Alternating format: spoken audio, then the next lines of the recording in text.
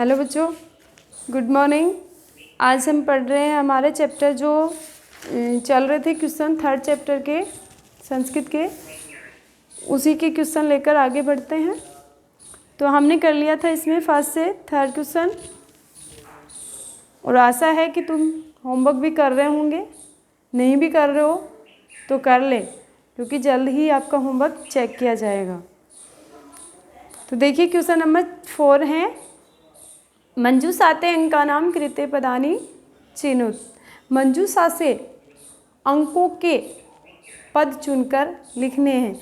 कि मंजूषा बना रखी है, एक बॉक्स सा बना हुआ है ऐसे, उस बॉक्स में क्या दे रखे हैं, कुछ शब्द दे रखे हैं। उन शब्दों को हमें क्या करना है, जो अंक लिखे गए हैं उन अंकों के सामने लिखना है कि किस अंक का कौन सा शब्द है। तो देखिए सबसे पहले इसमें अंक दे रखा है 28 लिख रखा है 28। तो 28 को क्या करना है, हमें संस्कृत में लिखना है, इनकी गिनती है ये। और आपके जिस प्रकार से हिंदी में गिनती होती है वैसे ही संस्कृत में भी गिनती होती है, और आपको 6 क्लास में सिखा भी रखा है मैंने। जो न्यू बच्चे हैं उनका पता नहीं, लेकिन ओल्ड बच्चों को सबको पता है, 6 में सिखाई हुई है। तो 28 की संस्कृत क्या होगी, इनमें से ही अपने को खोजनी है। तो सबसे पहले चत्वारिंशत दे रखा है, तो चत्वारिंशत क्या होता है, 40। पहले मैं आपको इसकी हिंदी बता दूं, चत्वारिंशत क्या होता है 40। फिर दे रखा है सप्तविंशति, तो विंशति क्या होता है 20, सप्त आगे जोड़ दिया तो सप्तविंशति कितने हो गए 27। उसके बाद में है एक त्रिंशत, तो त्रिंशत क्या होता है 30, और एक आगे जोड़ दिया तो क्या हो गया 1 और 30 मतलब 31। फिर नेक्स्ट है पंचाशत, पंचाशत का अर्थ होता है बच्चों 50। उसके बाद में है अष्टाविंशति, तो देखिए विंशति 20 और आगे जोड़ दिया तो मतलब 28 हो गए। फिर है त्रिंशत 30 होता है इसका। फिर है चतुर्विंशति, तो इसमें चतुर आगे जोड़ दिया तो ये हो गया 24। अब हमें इनको फिल करना है, तो सबसे पहले आ रहा है इसमें 28, तो 28 की कौन सी हो गई अष्टाविंशति। तो पहले में आपको फिल करना है अष्टाविंशति ही, कर लिए। फिर सेकंड नंबर पे देखिए इसी में 30 दे रखा है, तो 30 की संस्कृत अभी आपको बता दी, इसमें से कौन सी है त्रिंशत। तो 30 के आगे भरोगे आप क्या त्रिंशत। फिर नेक्स्ट वाला है 24 है 24, उसको क्या करना है आपको, यहाँ 24 की कौन सी है जो लास्ट में लिखी हुई है चतुर्विंशति, वो 24 की हो जाएगी। उसके बाद में है 50 तो 50 की क्या है इसके अंदर पंचाशत। फिर उसके बाद में है 27 27, तो 27 की इसमें से कौन सी है सप्तविंशति, तो इसके आगे भर लेंगे आप सप्तविंशति।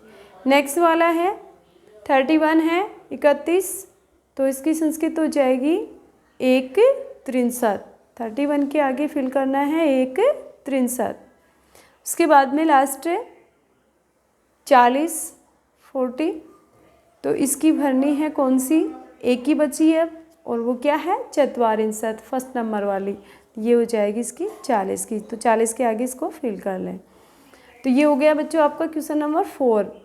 अब देखिए 5 क्वेश्चन नंबर, इसमें दे रखा है चित्रम दृष्ट्वा मंजूषाते पदानि च प्रयुज्य वाक्यानि रचयत। चित्रम दृष्ट्वा है ना, चित्र को देख करके मंजूषाते, मंजूषा जो एक बॉक्स बना हुआ है नीचे, उस बॉक्स में से पद को चुन करके या उनके प्रयोग की सहायता से, प्रयुज्य मतलब उनके प्रयोग करके वाक्यों की रचना करनी है। हमें एक वाक्य बनाना है, और जो वाक्य बनेगा उसमें जो आने वाले शब्द हैं वो इस नीचे वाली मंजूषा में दे रखा है, और चित्र को देखकर बनाना है कि चित्र में कौन क्या कर रहा है। तो आप अपनी बुक में ध्यान दोगे, आप ये सोचो कि वीडियो में मेरी वाली बुक से समझ लोगे, मेरी वाली बुक से नहीं समझ में आएगा, अपनी बुक खोलो और उसमें से देखो।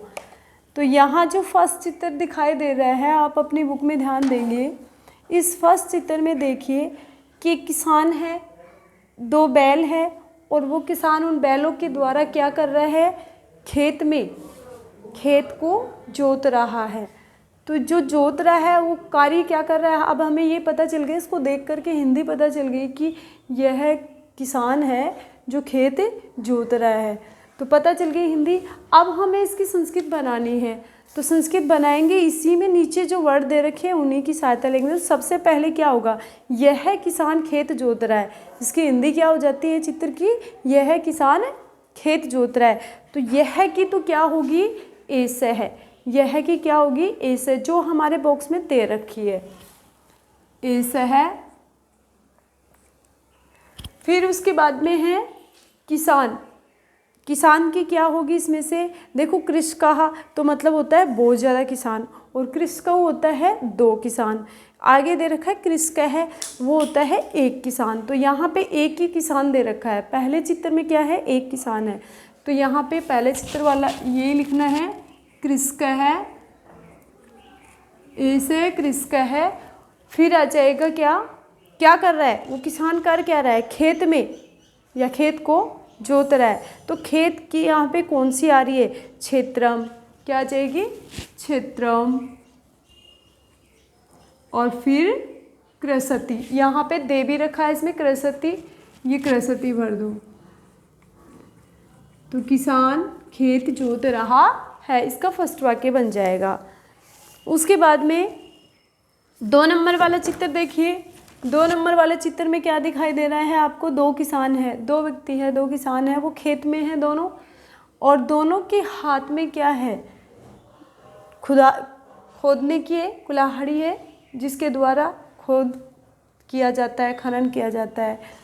तो दोनों क्या कर रहे हैं, कार्य कर रहे हैं, खनन का कार्य कर रहे हैं, खोदने का कार्य कर रहे हैं। तो हमें इसका वाक्य अब बनाना है। तो फर्स्ट बात तो ये है कि उसमें कितने चित्र दिखाई दिए आपको, 2 किसान दिखाई दिए चित्र में, तो हमें 2 किसान की लिखनी है यहाँ पे। तो ये दोनों, हिंदी में तो क्या हो जाएगा, ये दोनों किसान खनन कार्य कर रहे हैं या खोदने का काम कर रहे हैं। तो ये की तो क्या हो जाएगी दोनों के लिए एतौ,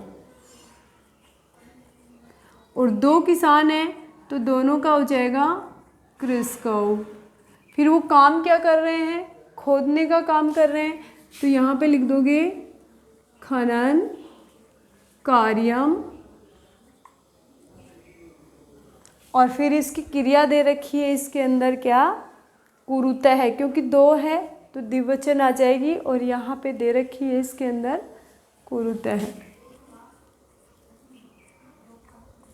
तो ये आपका सेकंड वाक्य बन जाएगा, ये दोनों किसान खोदने का कार्य कर रहे हैं।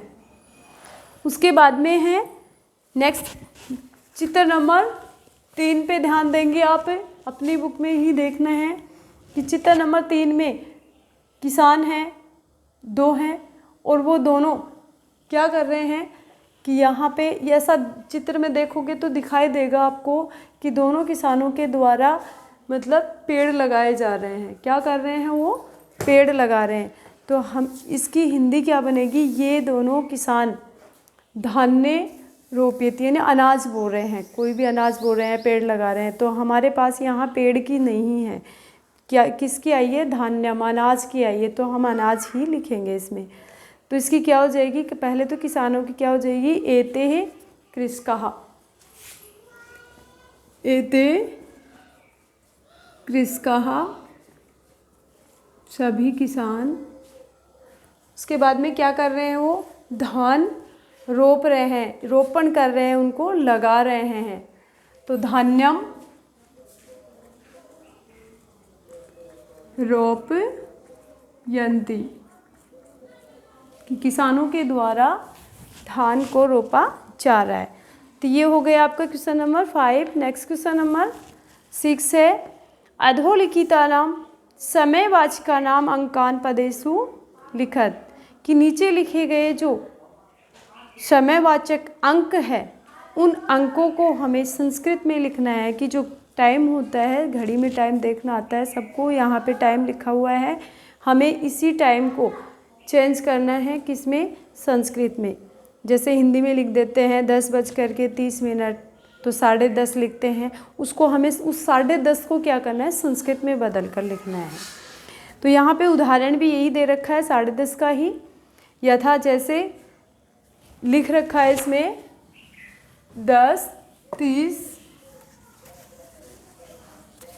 ऐसे लिखा हुआ है 10, 30 और फिर उसके इसको बोलते हैं जो इसमें कुछ 4 शब्द होंगे बच्चों, 4 होंगे फिक्स टाइम के लिए, इनको हमेशा याद रखना होगा। जो बजे शब्द होता है, बजे शब्द होता है उसको तो बोलते हैं वादनम। समय से पहले आपको इनकी जानकारी होना ज़रूरी है। तो बजे शब्द होता है उसको तो बोलेंगे वादनम। उसके बाद में जब भी हम 10:30 बज गए, 11:30, 12:30 मतलब साढ़े जो शब्द होता है उसकी होती है क्या, सार्ध। सार्ध। उसके बाद में लिखते हैं हम किसकी, सवा। जैसे बोलते हैं 9:15 बज गए, 10:15 बज गए, 12:15, 11:15, तो सवा की क्या लिखेंगे, सवा के लिए जोड़ेंगे हम सपाद। सवा का हो जाएगा सपाद। उसके बाद में फिर एक समय आता है पौन का, जैसे 11:15, 11:45, 11:45, तो जैसे ये है पौन, तो इसको बोलेंगे पादोन।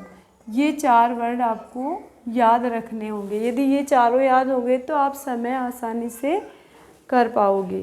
तो इनको आपको उतारना है, याद भी रखना है, ताकि आपका सभी समय आपको आ सके। और एक फ़िक्स टाइम होता है, उसके लिए कुछ नहीं जोड़ना पड़ता है। तो इसमें सबसे पहले आ रहा है 10:30 बजे, ये उदाहरण में दे रखा है।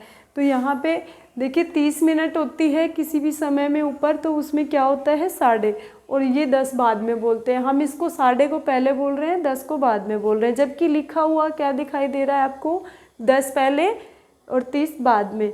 लेकिन ऐसा नहीं होगा, उल्टा होगा। इसका पहले हमें ये जो इधर वाला दिख रहा है उसको लिखना है। तो साढ़े हो रहा है, तो साढ़े की क्या हो जाएगी यहाँ पे, सार्ध। उसके बाद में कितने हैं, उस साढ़े के आगे कितने हैं, 10 हैं। यदि इसकी जगह 9 होते तो 9 लिख देते, 10 है तो 10 लिखना है। और गिनती आपको सिखा रखी, इसमें 1 से 12 तक की गिनती काम में आएंगी। तो 10 लिख दें यहाँ पे, सार्ध 10। फिर आगे जो बजे, बजे शब्द लिखेंगे तो उसके लिए क्या जोड़ना है, वादनम। ये हो गई आपकी 10:30 की संस्कृत। तो इस प्रकार से बच्चों ये आपका क्वेश्चन कंप्लीट हो जाएगा। अब इसमें थोड़ा आप इसको इतना, इन वर्डों को याद कर लेना आज तो अच्छे से, और स्वयं कोशिश करना। यदि आपसे बनता है तो बहुत अच्छी बात है, नहीं तो कल मुझे करवाना है, मैं इसको कल कंप्लीट करवाऊंगी। आज के लिए इतना काफ़ी है। ओके।